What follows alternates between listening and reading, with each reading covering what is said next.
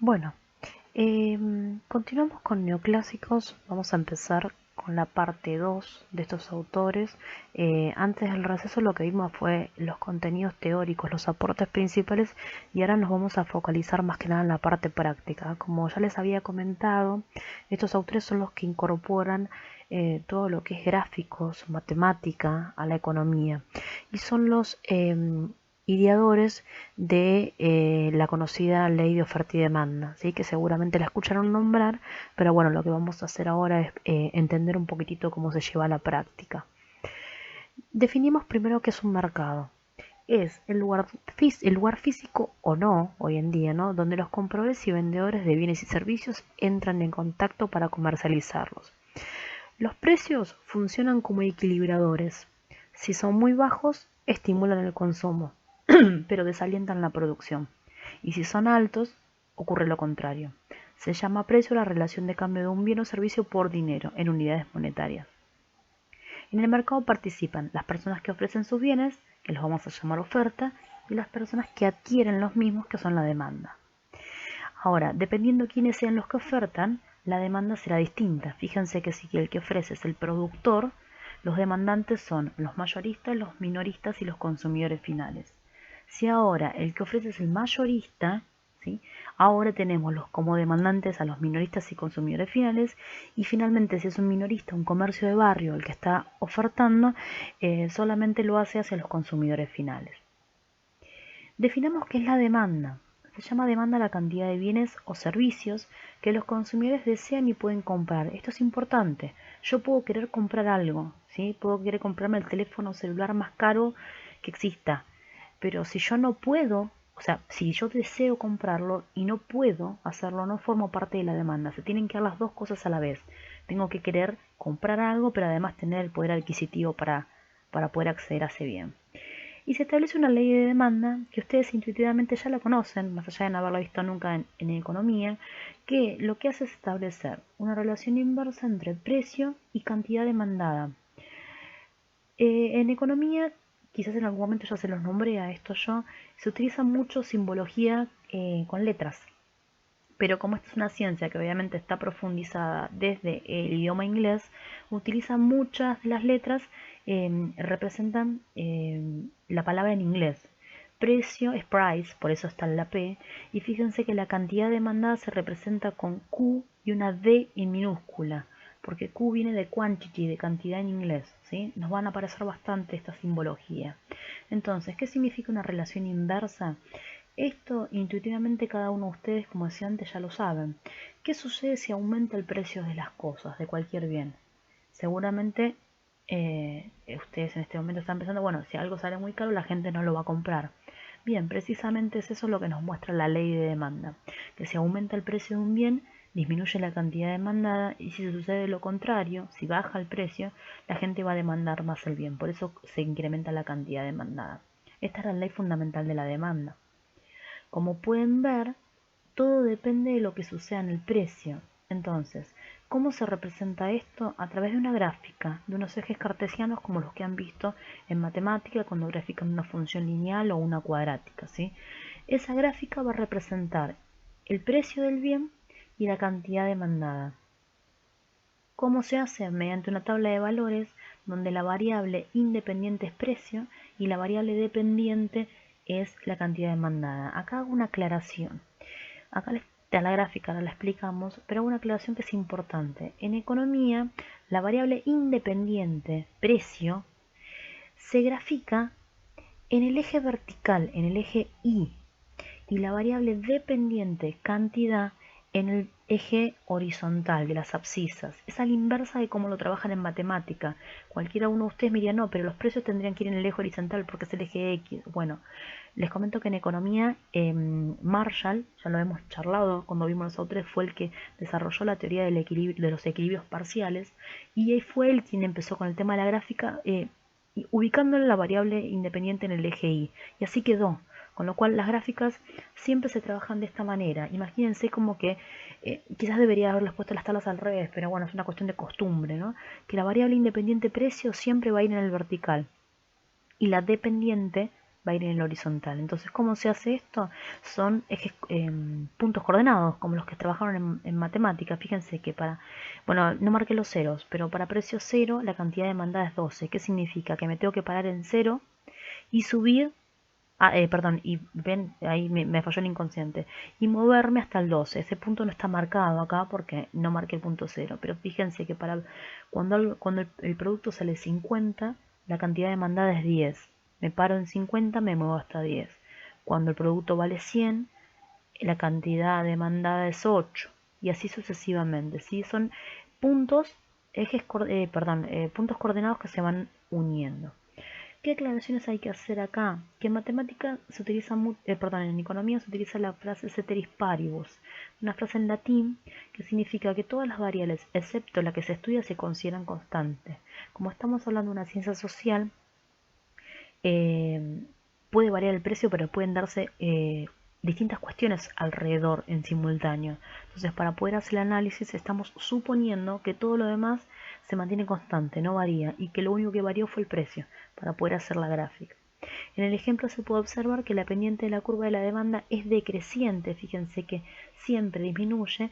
Ceteris paribus, el descenso de los precios implica una mayor cantidad de demanda, por la ley de demanda, porque si baja el precio, si baja el precio, sube la cantidad. Fíjense, cuanto más barato es el producto, más se demanda. Cuanto más caro es el producto, menos es la demanda. ¿Sí? Es una relación inversa entre precio y cantidad. Bien. No sé cómo están ustedes con el tema de este tipo de gráficos, entonces lo que les preparé acá es una función lineal muy sencilla. Algo para aclarar, no siempre las relaciones en economía sean lineales. ¿Qué quiero decir? Que no les va a quedar siempre una recta, puede quedar una curva, puede quedar ciertas inclinaciones. Fíjense que yo no les estoy dando una fórmula de función lineal, directamente les doy las tablas de valores para que ubiquen los puntos. Entonces, lo que les dejo acá no es parte de la actividad que me tienen que entregar, simplemente para que ustedes practiquen, aquel que lo necesite, son dos tablas de demanda para que ustedes hagan las dos curvas. De hecho, fíjense que yo se las hice acá, ¿sí? Para que puedan corroborarlo. Aquel que necesite hacer la curva de demanda y practicar esto de los puntos coordenados, tienen dos ejercicios para poder practicarlo, ¿sí? Fíjense que las curvas siempre son con pendiente decreciente. Bien, ¿qué pasa por el lado de la oferta? Se llama oferta la cantidad de bienes o servicios que los vendedores quieren y pueden vender. Otra vez lo mismo, ¿no? Yo puedo querer algo, puedo querer venderlo, pero si no tengo cómo, si no tengo los recursos para fabricarlo, no forma parte de la oferta. ¿Quiénes son las ofertas? Los empresarios, los productores, no nosotros, no los consumidores, ¿sí? Son los que van a inyectar el producto en el mercado. La ley de oferta es la inversa de la ley de demanda. Fíjense que establece una relación directa positiva entre precio y cantidad ofertada. Nuevamente, yo supongo que aumenta el precio de un producto, yo como productor voy a ofrecer más de ese producto. Por eso fíjense que si aumenta el precio, aumenta la cantidad ofertada. Nuevamente nos aparece la letra Q, por lo que les decía hace un rato, por quantity, ¿sí? Y la O en minúscula. ¿Qué sucede si baja el precio del producto? Y seguramente yo como productor, como fabricante, voy a ofrecer menos de ese producto. Imagínense en una situación actual como la que estamos viviendo, no sé, con el precio del alcohol, por ejemplo. Si aumenta el precio del alcohol, si tengo muchísima demanda de alcohol, y bueno, yo voy a incrementar la cantidad ofertada porque quiero vender más, ¿sí? En cambio, cuando el producto está en baja, ¿sí? La gente no lo compra, seguramente yo voy a limitar mis stocks porque si no, se me acumula demasiada mercadería sin vender. Nuevamente, la curva de oferta también se grafica, representando el precio y la cantidad, con la tabla de valores. Entonces acá lo que hice fue mostrarles las tablas y la gráfica. Fíjense que es inversa a la curva de demanda, precisamente porque hay una relación directa entre precio y cantidad. Siempre el precio en el eje vertical, recuerden esto. A medida que el precio se incremente, los productores o fabricantes o empresarios van a ofrecer más del producto porque quieren obtener mayor ganancia. Nuevamente hago la aclaración del ceteris paribus porque, bueno, para poder hacer este análisis entre precio y cantidad tengo que suponer que todo lo demás permanece constante. Y la pendiente de la curva de oferta es creciente, por esto de lo que hablábamos que hay una relación directa entre precio y cantidad, en este caso de hamburguesas. Ahí les dejo entonces también por el lado de la oferta dos tablitas para que ustedes practiquen cómo graficar. Acá tienen un ejemplo más claro de lo que les decía hace un rato. ¿Ven? Que no son funciones lineales, no es una relación lineal. Por eso es que yo les estoy dando qué pasa cuando el precio es tanto, qué sucede con la oferta. Para que vean que no necesariamente les va a quedar una línea, pero sí hay una tendencia. Fíjense que la oferta siempre tiene pendiente creciente, en los dos casos, utilizando distintas escalas. El tema de la escala, hago la aclaración, lo deben saber de matemática, pero por las dudas nunca está de más. Siempre acuérdense que cuando grafican esto es precio en el eje vertical, cantidades en el eje horizontal. La escala la eligen ustedes, ¿sí? Acá lo hice por computadora, pero fíjense que acá, no sé, va tomando de 10 en 10, suponete, ¿no? Y sin embargo acá va tomando de 2 en 2, 2, 4, 6, 8. No tienen por qué hacer las mismas escalas del eje vertical con el eje horizontal. Lo importante es que dentro del mismo eje se mantenga la escala. ¿Qué quiero decir? Que si acá estoy tomando de 10 en 10, no puedo decir 30, 40, 60, no puedo cambiarlo. Siempre tengo que mantener la misma escala dentro del eje. ¿Sí? Eso es importante porque si no la gráfica no les va a coincidir. Y lo que les decía hace un rato, ¿no? Que puede ser que los puntos no queden del todo alineados, pero sí respetando la tendencia. Insisto, tanto estas curvas de ofertas que puse acá como las de demanda no me las tienen que entregar. Es para que ustedes practiquen, para que aquel que necesite practicarlo de manera individual lo haga, ¿sí? Acá tiene un error, ¿sí? Cantidad ofertada, me olvidé cambiarlo. Bien, siempre pónganle los nombres a los ejes. Bien, ¿qué vamos a hacer entonces? Vamos a ver cómo se determina el equilibrio en el mercado. ¿Qué es esto? Es la relación entre la curva de demanda y la curva de oferta en un mercado de competencia perfecta. ¿Qué significa competencia perfecta? Es donde el Estado no interviene, donde libremente los oferentes y los demandantes se encuentran en el mercado y se relacionan. Acá tiene, cuando ponemos en conjunto las curvas de demanda y oferta en un mercado de competencia perfecta, libre competencia, podemos analizar cómo se da la relación entre ambos agentes. Se observa que solo en el punto en el que se cortan ambas curvas, las partes coinciden en precio y cantidad. ¿Qué quiere decir? Que vamos a graficar en un mismo eje las dos curvas y se va a determinar un precio y una cantidad de equilibrio. El precio equilibra las cantidades ofertadas y demandadas. Gráficamente es el punto de intersección de las curvas. Y la cantidad ofrecida y demandada, y la cantidad de equilibrio va a ser la cantidad ofrecida y demandada al precio de equilibrio. Fíjense gráficamente cómo se visualiza esto. Vamos a tener entonces las dos tablas, que yo les mostré hace un ratito por separado, las vamos a tener juntas. Puede ser que en algún ejercicio se presenten, si llegan a mirar tutoriales de otro lado, esta columna de precios no esté y directamente diga precio, cantidad demandada, cantidad ofertada, porque si se fijan, la columna de precios es la misma. Yo simplemente la puse para que ustedes no se confundan. Entonces, ¿qué hago? Hago los ejes cartesianos, ¿sí? Siempre recuerden de graficar precio en el eje vertical. Cantidad, ahora dice demandada y ofertada, ¿sí? Pueden ponerlo si quieren abreviado, la Q y la D y la Q y la O, en el eje horizontal. Entonces, no están marcados acá los números porque obviamente cuando esto lo hice por la computadora siempre me reconoce como variable independiente X, ¿sí? Me iba a hacer la gráfica al revés. Entonces, pero siguen la misma lógica. A ver, para precio 0, me paro en 0. ¿Cuánto es la cantidad demandada? 14. Me corro hasta el 14 y lo marco. ¿Cuánto es la cantidad ofertada? 0. Me quedo acá. Fíjate con 50. Subo hasta el 50. La cantidad demandada es 12. Me corro hasta 12 y lo marco. La cantidad ofertada es 1. Me pongo en el 1. ¿Sí? Pueden utilizar distintos colores o pueden graficar primero la demanda, la marcan y luego la oferta. Eso lo eligen ustedes, ¿sí? Si prestaron atención, habrán notado que para precio 150, la cantidad demandada es 7 y la cantidad ofertada también es 7, ¿sí?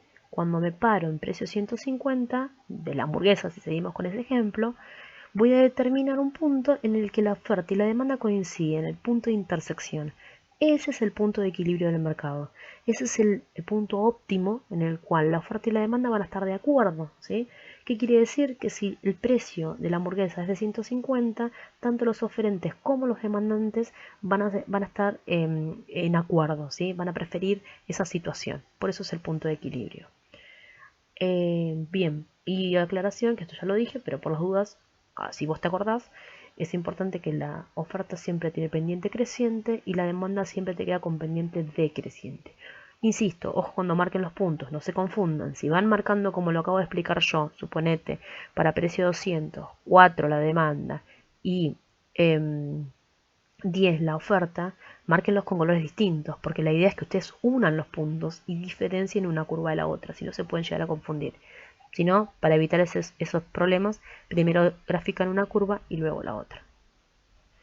Ahora, además del punto de equilibrio, se generan dos zonas, una que está por encima y una que está por debajo. La zona que está por arriba se llama zona de excedente. ¿Por qué? Cuando el precio es superior al precio de equilibrio, fíjense que estoy por arriba, este es el 150, ¿sí? La cantidad ofertada excede a la demandada. Fíjense que el azul es la demanda y la roja es la oferta. En cualquiera de estos puntos, la oferta, acá están las cantidades en el eje horizontal. En cualquiera de estos puntos, para cualquiera de estos precios por arriba de 150, suponete precios 300, primero me choco con la demanda y después me choco con la oferta. ¿Qué quiere decir? Que hay más oferta que demanda, que es lógico, porque la hamburguesa está cara, sale 300 pesos. Entonces hay pocas personas que la quieren comprar y muchos oferentes que la quieren vender, ¿sí? Hay un exceso de oferta o excedente, por eso se llama excedente la zona. Los oferentes deberán bajar los precios, van a tener que bajar porque no logran venderlos, ¿sí? Para aumentar las ventas, moviéndose así hacia el precio de equilibrio. ¿Qué pasa por debajo? Hay una zona de escasez. Sucede lo contrario. Fíjense, cuando el precio es menor al precio de equilibrio, al punto de equilibrio, la cantidad demandada excede la cantidad ofertada. Y lo vemos nuevamente. Si el punto de equilibrio era 150, qué sé yo, me sitúo en 100. Primero, ¿con quién me choco? Con la oferta. Hay poquita oferta y mucha demanda. Hay muchas personas que quieren comprar la hamburguesa 100, pero hay pocas empresas que están dispuestas a venderla.